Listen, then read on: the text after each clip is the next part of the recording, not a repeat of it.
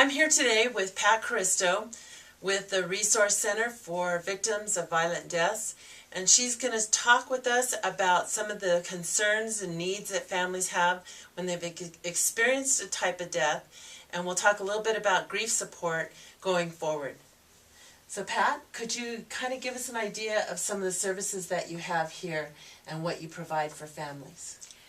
We provide being available. We are here by telephone, whenever, with whatever questions that they may need, routine, nothing about the case, nothing about the circumstances, but I forgot how to sign a letter. I am so full of grief.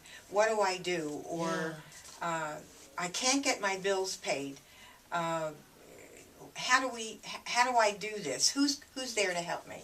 Oh yeah, that is true, because the first couple months is really tough for people because they're not thinking straight. Exactly. They're overcome with grief. That's right. So when would you recommend that families come in here? Let's say a death has happened and they're so overcome with grief, they feel like they want to talk with someone. Would you suggest that they come in the first couple weeks after a death has occurred, or do you feel like there's a period of time that they need to wait until their grief can be a little bit more expressed in a different way?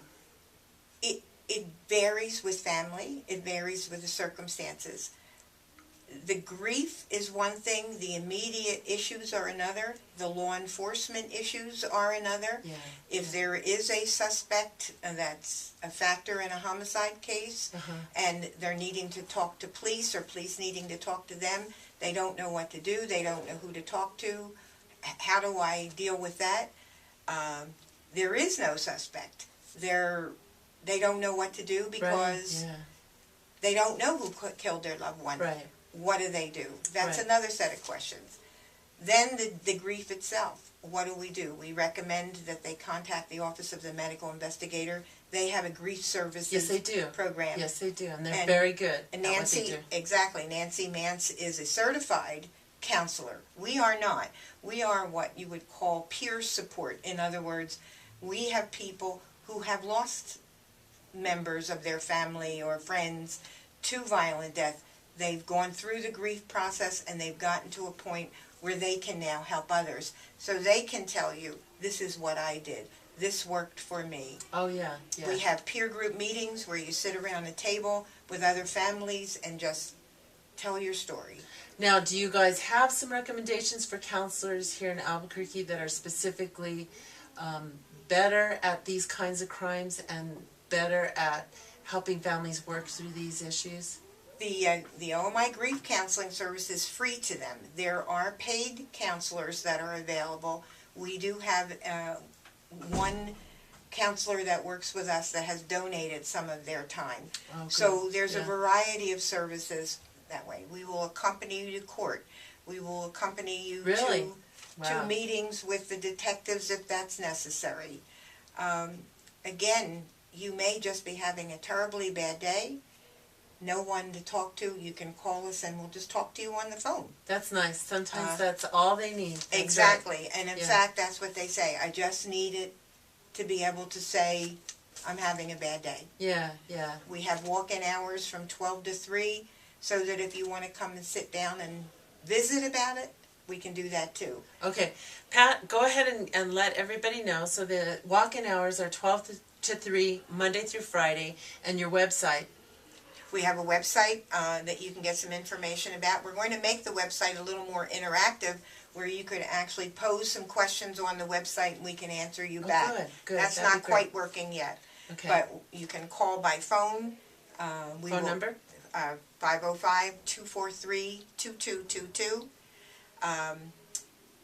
Our offices are right near Lomas and Eubank. It's a convenient area. We have a quiet office. We can meet quietly. We have a victim counselor, a victim advocate who can work directly with you, or I can help you solve the little problems and big problems that are not directly connected to the grief but are part of it. What do you do about X? When do I change the room over? It's a birthday coming up. What do I do? Yeah. Yeah. It's a holiday coming. What do I do?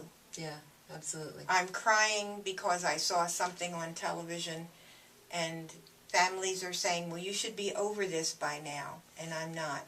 What do I do? So we can answer a multitude of questions. We can be there for whatever they need. Yeah, absolutely.